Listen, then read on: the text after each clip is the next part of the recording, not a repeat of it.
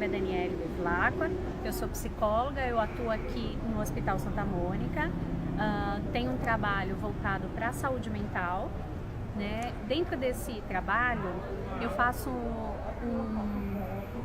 um recurso que é a dança-terapia.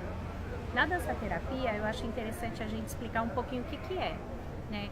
Então, na dança-terapia não são movimentos coreografados e não são movimentos que, se olhando de fora, se vê como estético. Porém, ele produz algumas questões dentro do paciente, que é uma maior consciência de si, das suas sensações corporais, e, consequentemente, isso, o paciente vai unificando as questões mentais e corporais, trazendo benefícios, né, de bem-estar, por exemplo, e outros benefícios psicológicos que a gente pode abordar com mais especificidade mais para frente, mas em principal essa ideia que eu gostaria de passar, da questão de melhoria de bem-estar, de qualidade de vida.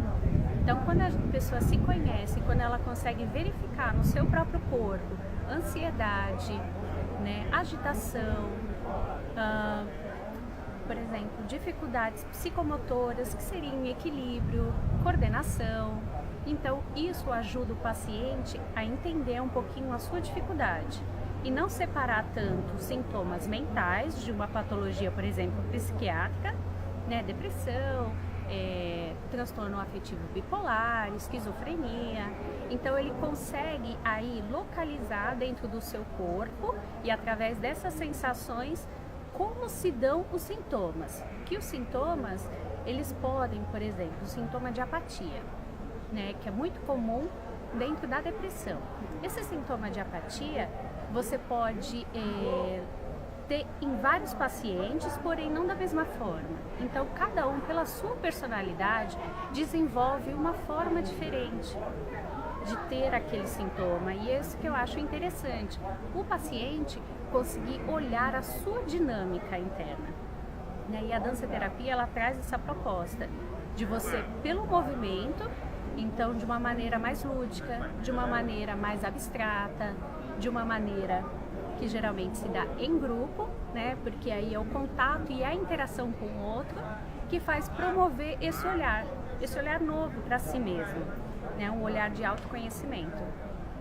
E, bom, o que eu tenho feito de trabalho aqui dentro do hospital seria um grupo de pacientes com vários tipos de diagnósticos. E esses diagnósticos, eles são desde bipolaridade, transtorno de personalidade, que muitas vezes ele está, vamos dizer, trazendo prejuízos muito intensos para a vida da pessoa, que geralmente a gente não fica, acho que falando de uma forma clara, a gente não fica comparando com a esquizofrenia, porque a esquizofrenia a gente pensa numa doença mais grave, por ser crônica, né, e ser incurável.